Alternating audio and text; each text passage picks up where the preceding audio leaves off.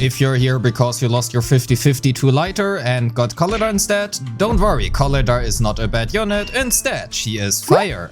Pun intended. If you're here before Lighter was even released, also welcome, Koleda is still fire and the pun is also still intended.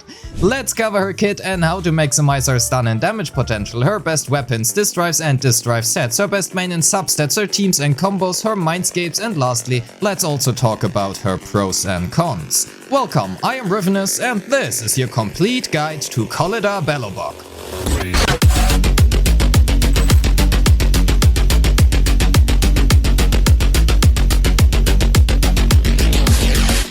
Koleda is a fire-type stun agent who, to maybe your surprise, has the fastest daze application in the game.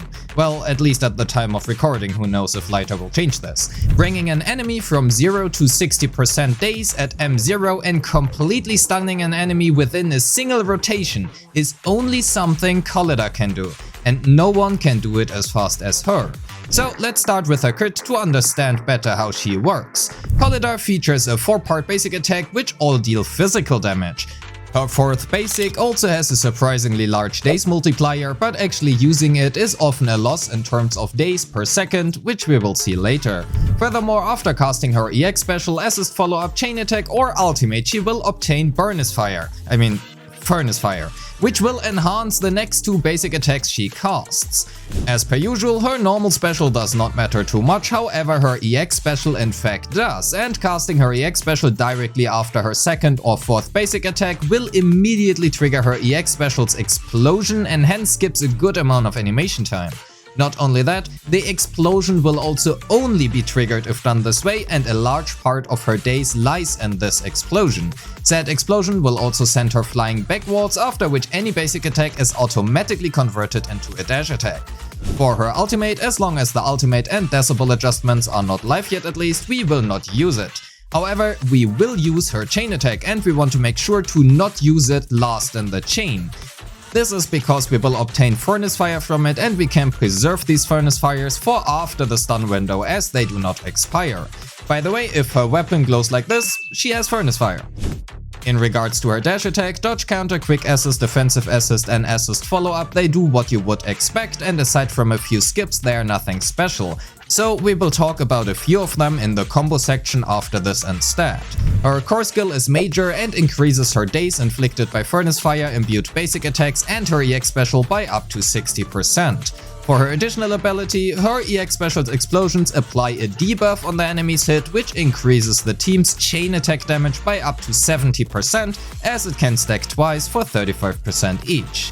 That so far covers what you need to know about her kit, so let's talk about her combos so we actually know how to play her. These are not in order of their efficiency, but I will talk about it at the end. Her first and most basic combo would be basic 1 and 2 into EX special into dash attack into enhanced basic 1 and 2. Please keep in mind the dash attack happens automatically. Another variation of this would be basic 1, 2, 3 and 4 into EX special into enhanced basic 1 and 2.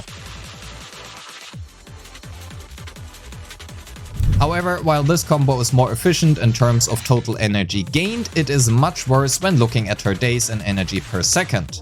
Next, both her dodge counter and assist follow-up can directly be followed with her basic 3 and 4, whereas her assist follow-up will also grant her Furnace Fire. That makes up for the next combo, defensive assist into assist follow-up into enhanced basic 1 and 2. We can also extend this combo into an advanced one, now being defensive assist into assist follow-up into enhanced basic 1 and 2 into EX special into enhanced basic 1 and 2. If you ever find yourself in the situation, we can also use her dodge counter, which connects directly into basic 3 and 4 into EX special into enhanced basic 1 and 2. Due to the long animation time of her enhanced basic 2, I would also always recommend you to swap cancel it. Lastly, if you have kept and preserved your Furnace Fire from your chain attack, we can go for another combo, enhanced basic 1 and 2 into EX special into enhanced basic 1 and 2. This also closely reflects her Mindscape 2 rotation, which is basic 1 and 2 or a dodge counter into EX special into enhanced basic 1 and 2 into EX special yet again and finish with yet another enhanced basic 1 and 2. This combo will also 0 to 100 the daze bar of nearly every boss in the game, well, outside Nineveh. And with that, Koleda is the only stunner who can actually achieve that. At least as of right now, and to be fair, it does require her Mindscape too.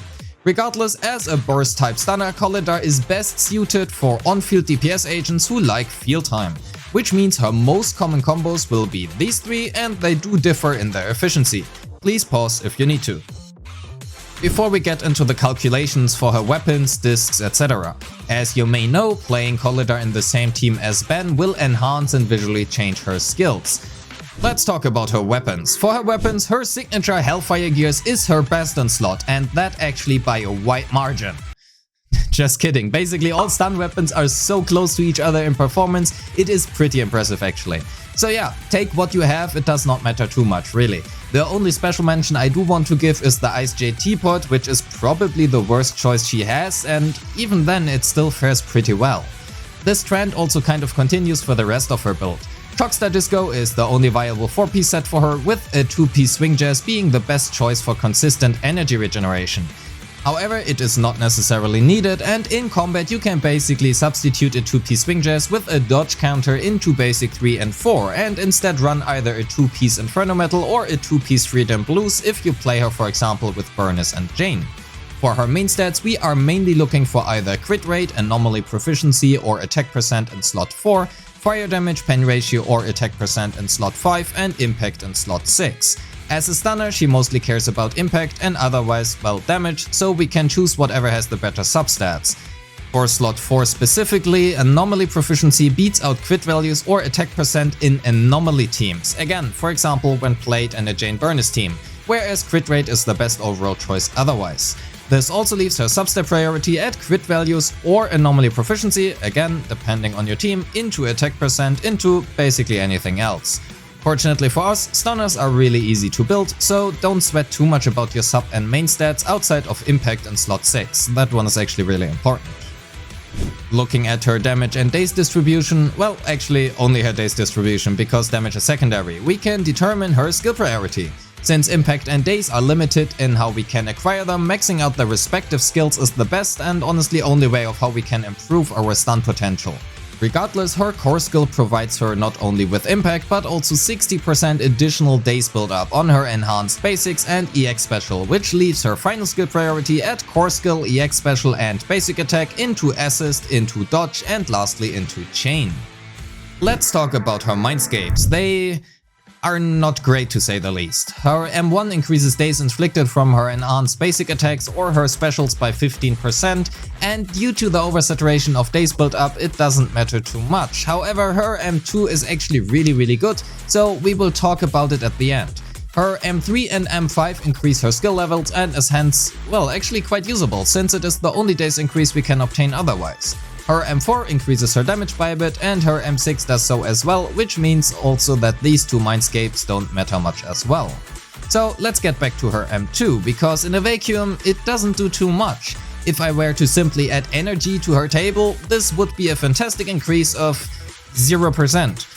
Instead, let's talk what actually happens, which is that you now can perform the aforementioned Mindscape 2 combo every other rotation, which means rotation 1, 3 and so forth, which inflicts so much daze that you will basically instantly stun any boss available in the game. Well, again outside Nineveh. Accounting for that, we can basically add an additional EX into enhanced basic 1 and 2 into her rotation, which is why you can see a sudden jump of 26% here, cause that is exactly what I did. If you have her signature weapon, you can now also actually stack it up to twice reliably, which increases her M2 value by another 4%.